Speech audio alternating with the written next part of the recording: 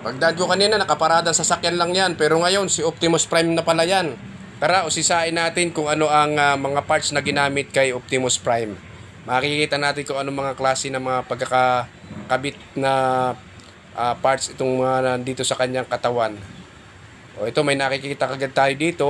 Yung pinaka leg niya, ano, yung hita niya ay tag doon, yung tangke ng preyon. Tapos ito nasa may gilid, parang rims ng multicab ata ito. Oo. Ayan, oh. Tapos dito sa may gawing baba, nandito yung disc brake naman ata to. So hindi ito gawa sa kotse, kundi ito gawa sa isang multicab. Astig naman ito si Optimus Prime. Oo, gawang Pinoy, oh. Lupit nung gumawa nito. Sinong gumawa nito? Lumantad ka. Oh, ang galing, oh. Nep.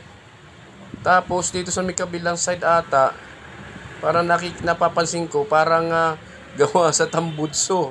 Oh, sabi ko na tambutso. Tapos yung ano, sa kinakabitan ng kadena, ano bang tawag dito? Plato ng motor ata yun eh. Saludo ako doon sa gumawa nito. Oh, ang galing. Kung sino ka man, yan. Proud ako na nagawa mo ito. Optimus Prime.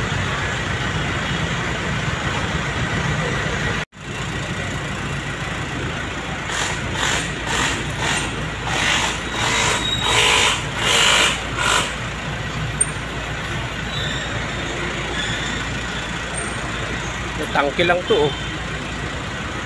Galing, ha? Oh, patambutso lang, oh. Luwas tambutso.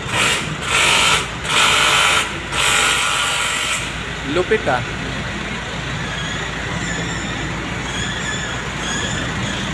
Alilikot nito. Tapos ano ng rims. Galing. Galing yung mga parts niya. Ito, rims dito na, oh.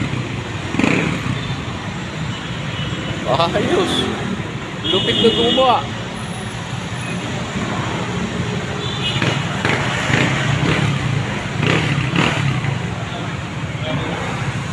Okay, ah.